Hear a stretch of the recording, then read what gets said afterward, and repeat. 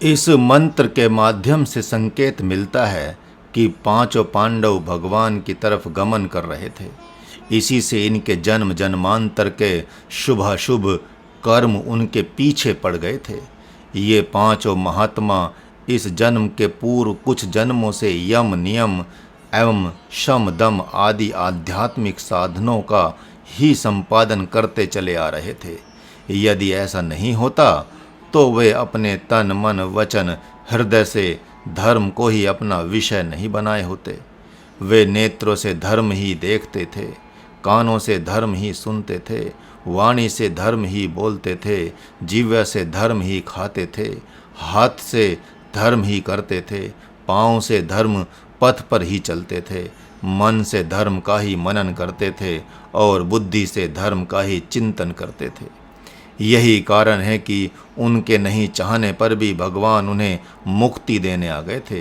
ठीक इसके विपरीत दुर्योधन आदि कौरव जन्म जन्मांतर से अधर्माचरण ही करते चले आ रहे थे। वे महापापी नीच शरीर छोड़ते समय अपने अधर्माचरण को मन के द्वारा इस जन्म में भी संपूर्ण इंद्रियों से अधर्म के द्वारा ही विषयों का सेवन करते थे। शकुनी छल कपट को लेकर ही जन्म लिया है, कर्ण वैर भाव को लेकर जन्म लिया है और दुर्योधन अहंकार तथा काम क्रोध लोभ आदि विषय को लेकर जन्म लिया है। आचार्य द्रोण पुत्र मोहरूप विषय को लेकर जन्म लिए हैं तो पितामह भीष्म पितृभक्ति रूप विषय को लेकर उत्पन्न हुए हैं। ठीक इसी प्रकार अपने तन मन वचन एवं पराये तन मन वचन हृदय को देखकर अपने पूर्व जन्म की विषय वासनाओं का निर्णय कर लेना चाहिए। शरीर में स्थित हुए को तीनों प्रकार के विषय को भोगते हुए को और शरीर को छोड़कर जाते हुए को मूर्ख क्या देख पाएंगे। इसे तो ज्ञान दृष्टि वाले ज्ञानी जन ही देख पाते हैं।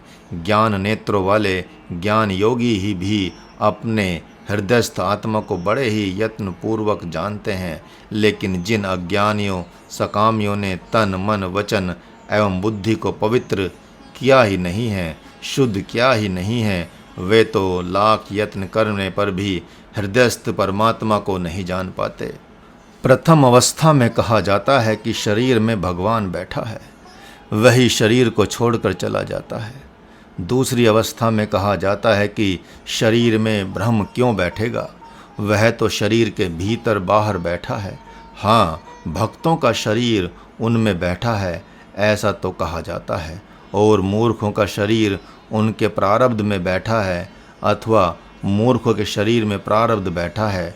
तीसरी अवस्था में कहा जाता है कि शरीर में किसी के बैठने उठने की तो बात ही नहीं है, तो फिर क्या है, भ्रम है। और चौथी अवस्था में कहा जाता है कि किसी उत्तम अधिकारी से कि स्वप्न कहीं आता जाता है क्या, अग्नि कहीं आती जाती है क्या, इत्यादि इत्यादि। इस प्रकार चिंतनशील पुरुष तो सद्गुरु की आँख से देख लेते हैं कि शरीर में कौन बैठा है, कौन विषयों को भोगता है और कौन शरीर को छोड़कर जाता है। लेकिन जो जड़ हैं, मूर्ख हैं, विषयी हैं, वे इस रहस्य को सुनने पर भी नहीं जान पाते, क्योंकि वे जानना ही तो नहीं चाहते हैं। मानो भगवान संकेत कर रहे हों अर्जुन के लिए कि वे भी जानकर यदि भगवान की बात नहीं मानेंगे तो मूर्ख ही हैं। विमूढ़ा नानुपश्यन्ति। अरे माँ, मैं कहाँ गया था, तू तो व्यर्थ का चिल्ला रही है। इसे रोना नहीं कहते बल्कि चिल्लाना कहते हैं। माँ ने कहा, हाय, यह कितना निष्ठुर हो गया है, इसके बिना मुझे नींद नहीं आती और मेरा रोना इसको चिल्लाना लग रहा है। बेटे ने कहा, जब मेरा भगवान के लिए जाना तुझे भागना लग रहा है तो तेरा रोना मुझे चिल्लाना नहीं लगेगा क्या।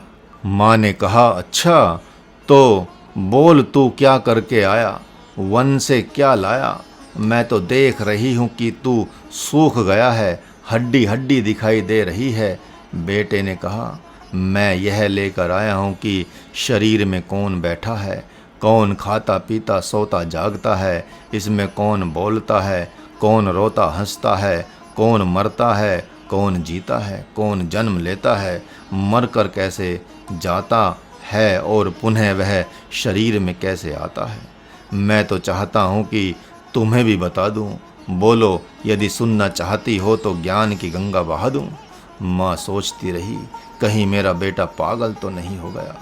अतः मन की बात मन में रहने दी और कहा, तो ठीक है बेटा, 4-5 दिन के बाद मैं सोचूंगी। ऐसा कहकर भूत उतारने वाले के पास गई और कहा, मेरे बेटे को बहुत बड़े प्रेत ने पकड़ लिया है, क्योंकि मैं जब उसके लिए रो रही थी तो वह कह रहा था कि क्यों चिल्ला रही हो, हड्डी हड्डी हो गया है, प्रेत ने सब रक्त चूस लिया है, अब तो आपको ही उसे ठीक करना होगा। दूसरे दिन प्रेत उतारने वाला आया, पूछा, कौन हो तुम? बच्चे ने कहा, आत्मा हूँ, आत्मा। ओझे ने कहा, कहाँ से आए हो? बच्चे ने कहा, सर्वत्र रहता हूँ। ओझे ने कहा, एक घूंसा दिया और बच्चा गिर गया। बच्चे ने सोचा, यह क्या हो गया। तब तक उसकी कनिष्ठिका उंगली जोरों से मोड़कर बोला, कहाँ से आए हो? बच्चे ने कहा, अरे अरे अरे, ये क्या कर रहे हो? ओझे ने कहा, पूछ रहा हूँ कहाँ से आए हो? बच्चे ने कहा, वन से आया हूँ। अरे जंगल चला गया था, छोड़ दो उंगली। हाय। ओझे ने पूछा, कौन हो तुम? बच्चा समझ गए कि मूर्खों के जंगल में फंस गया हूँ, अतः कहा, मैं तो आप लोगों का बेटा हूँ। बेटा? अरे माँ, ये क्या करा रही हो? ओझे ने कहा, लो माँ, तुम्हारे बेटे को प्रेत भूत ने छोड़ दिया, अब यह ठीक हो गया है। बच्चे ने सोचा, कहाँ से आ गया मूर्ख माँ को समझाने बुझाने।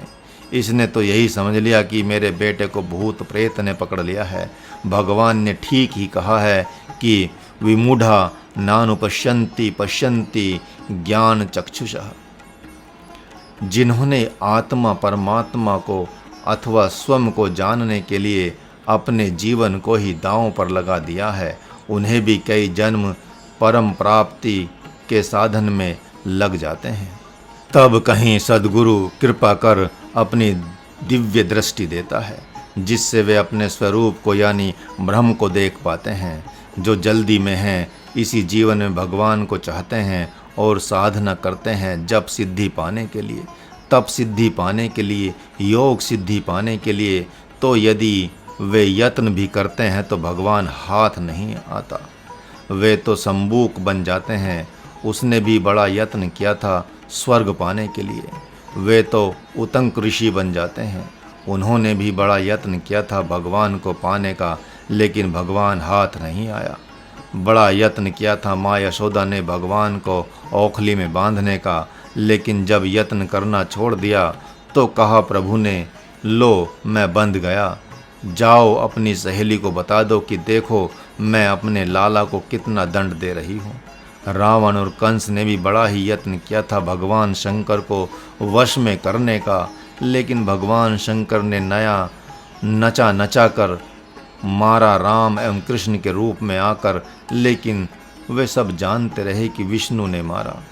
जो देना जानता है वह लेना भी जानता है। असुरों के द्वारा यत्न अर्थात तप करने पर वह ब्रह्मा और शिव बन जाता है तथा माया का वरदान देकर उनसे छिपा रह जाता है। कोई चाहता है पहले मुझे सिद्धि मिल जाए तब तो जानूं कि भगवान मुझे चाहता है। इस प्रकार मनमाना यत्न करने वाला क्या यत्न कर पाएगा, क्योंकि वह तो तीनों गुणों के घेरे में ही है।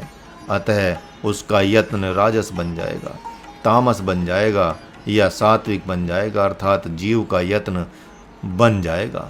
जीव के द्वारा भी यत्न होता है ब्रह्म प्राप्ति का, और सद्गुरु की अध्यक्षता में रहकर भी भक्त के द्वारा यत्न होता है ब्रह्म प्राप्ति का। विषय साधक सिद्ध सायाने, ऐसा कहकर शास्त्रों ने भगवत भक्तों की श्रेणियां कर दी। जो विषय हैं वह मनमाना यत्न करने वाला है, और जो साधक सिद्ध सयाने आदि हैं वे सद्गुरु के अनुसार यत्न करने वाले हैं। अतः इन भक्तों का यत्न तो सफल हो जाता है, क्योंकि उनका साधन साध्य सब भगवान बन जाता है। लेकिन विषयी पुरुषों का, सकामियों का साधन साध्य उनका प्रारब्ध बन जाता है। जिनका मनमाना करने का स्वभाव है वे भगवत प्राप्ति के साधन में भी मनमाना करेंगे ही करेंगे, अपनी बुद्धि लगा के मानेंगे। उन्हें अपने को चालाक मानने वाले लोगों का भगवान मूर्ख की संज्ञा दे रहे हैं। उनका तर्क शास्त्र अपना होता है। वे कहते हैं कहीं पत्थर में भगवान है। भगवान तो सर्वत्र है, उसके लिए यत्न करने में सद्गुरु की क्या आवश्यकता है, या भगवान की भी तो क्या आवश्यकता है। जब उसके लिए यत्न करेंगे तो उसे आना ही पड़ेगा, लेकिन जब कालांतर में वे यत्न में असफल हो जाते हैं तो कहते हैं भगवान है ही नहीं। यही तो कारण है कि भगवान उन्हें महामूर्खों की गणना में रखते हैं। व्यूढ़ा नानुपश्यन्ति।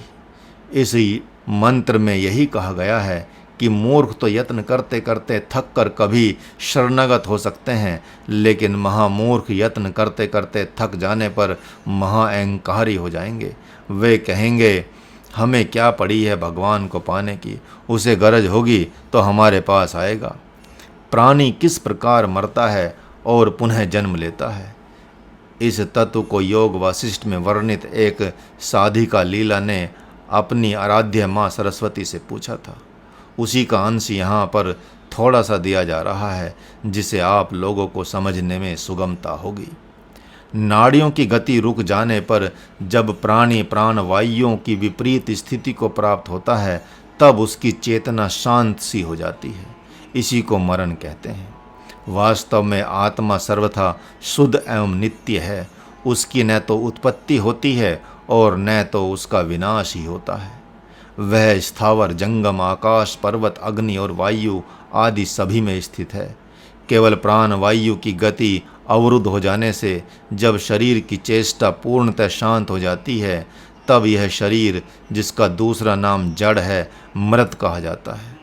जब यह शरीर शव रूप में परिवर्तित हो जाता है और प्राणवायु अपने कारण रूप महावायु में विलीन हो जाती है, तब वासना रहित चेतन अपने आप तत्व में स्थित हो जाता है। फिर पुनर्जन्म के बीज भूत वासना से युक्त एवं सूक्ष्म शरीर वाला वह व्यष्टि चेतन जीव नाम से पुकारा जाता है।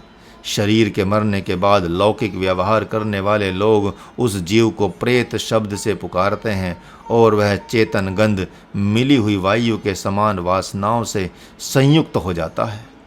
जब वह जीव इस शरीर आदि दृश्य का परित्याग करके देहांतर का दर्शन करने के लिए उत्सुक होता है, उस समय उसकी स्वप्न एवं मनोराज्य की भांति नाना आकृतियाँ हो जाती हैं।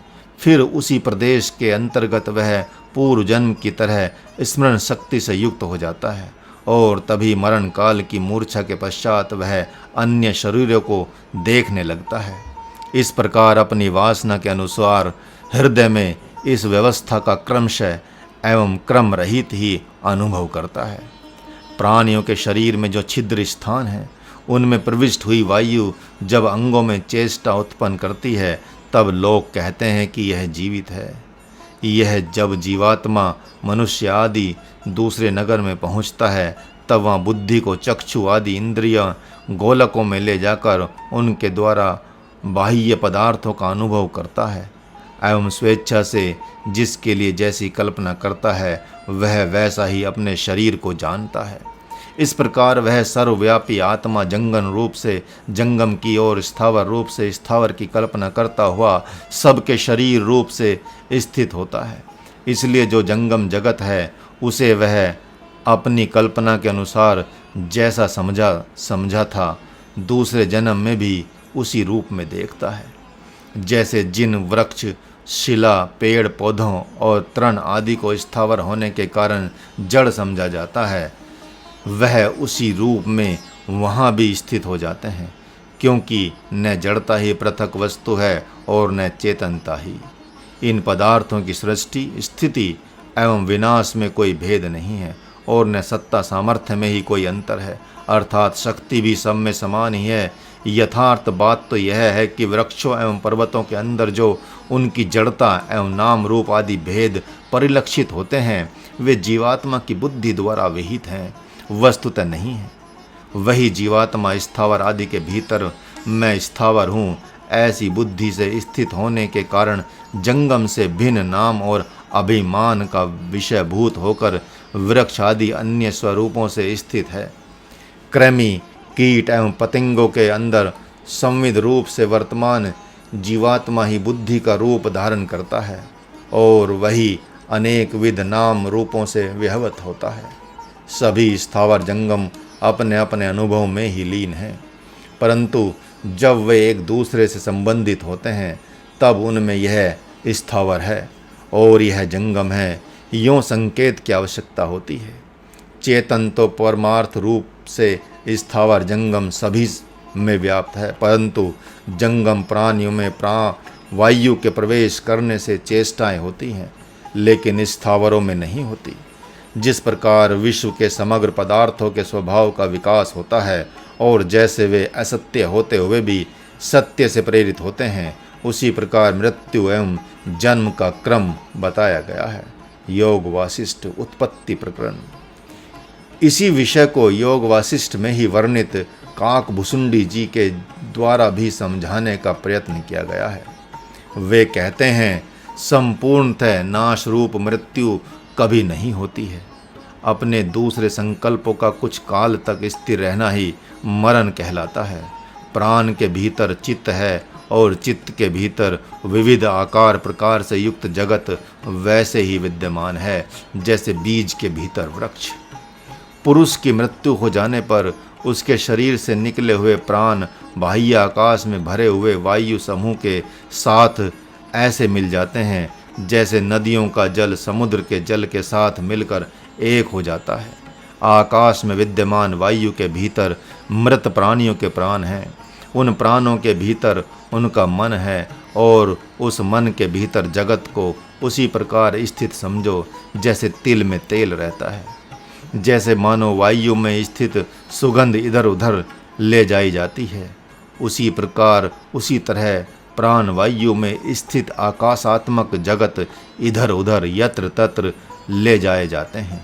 जैसे घड़े को एक स्थान से दूसरे स्थान में पहुंचा देने पर उसके भीतर के आकाश में कोई भेद नहीं होता, उसी प्रकार स्पंदन आदि से युक्त चित्त में तीनों जगत का भ्रम करने पर भी चेतन आत्मा में वस्तुतः वह स्पंदन एवं भ्रम नहीं होता। जगत एवं इसका भ्रम दोनों उदित नहीं है। यदि उदित हों तो भी वायु द्वारा किए गए इस पृथ्वी के परिभ्रमण आदि को इसके ऊपर स्थित हुए प्राणी उसी तरह नहीं देख पाते हैं जैसे नौका के भीतर बैठे हुए मनुष्य उसकी गति को नहीं देखते हैं। वे तीनों लोक देश काल क्रिया तथा द्रव्य रूप ही हैं और अहंकार भी इन देश काल आदि के साथ संबंध रखने के कारण देश काल आदि रूप ही हैं। अतः देश काल आदि रूप जगत एवं अहंकार में भेद नहीं है। अज्ञानी में जिस प्रकार विकल्प संपत्ति का उदय होता है, उस प्रकार ज्ञानी में निश्चित ही उसका उदय नहीं होता। चेतन आकाश रूप परमात्मा सर्वव्यापी एवं अनंत है, इसलिए वह विकल्प संपत्ति उसका स्वरूप न होने के कारण सत स्वरूपा नहीं है। पर ब्रह्म परमात्मा सर्वस्वरूप सर्वशक्तिमान है, इसलिए उसमें गुण वस्तु क्रिया एवं जाति आदि से अनंत रूपता को प्राप्त तथा नाना प्रकार के कार्यों का आरंभ करने वाले दिगंत वर्ती जन समुदाय से परिपूर्ण ये सब संसार चंचल जलाशय के भीतर प्रतिबिंबित क्षण भंगुर नगरों एवं अपने अंतःकरण में स्थित समस्त उपकरणों से भरे महानगरों के समान अस्तरूप से ही स्थित हैं। योग वासिष्ठ निर्वाण प्रकरण। इस प्रकार सदा आध्यात्मिक खोज में लगे हुए सूक्ष्मदर्शी योगी जन ही अपने हृदय में स्थित आत्मा को तत्व से जानते हैं, किंतु जिनका अंतःकरण शुद्ध न हो वे यत्न करने पर भी आत्म तत्व को नहीं जान पाते। यह तो स्पष्ट हो ही गया कि किसी भी पदार्थ के मौलिक तत्व को जानने के लिए धारणा शक्ति के द्वारा प्राणी पदार्थ का रूप बनकर ही तो उसका स्वरूप जाना जा सकता है। उसी प्रकार आत्म रूप होकर ही आत्मसत्ता को भली भांति जाना जा सकता है। आत्मा तो कहीं आता जाता है नहीं, वासनात्मक शरीर ही आने जाने जैसा प्रतीत होता है। यह तो अज्ञानियों को समझाने के लिए मात्र औपचारिक बातें हैं। जिस प्रकार जड़ लोहा भी अग्नि का संसर्ग पाकर दाहक क्रिया से संपन्न होता है, उसी प्रकार जड़ वासना भी चेतन आत्मा के संसर्ग से आने जाने जैसी प्रतीति होती है। इसी को स्पष्ट करने के लिए भगवान ने अगला मंत्र दिया है।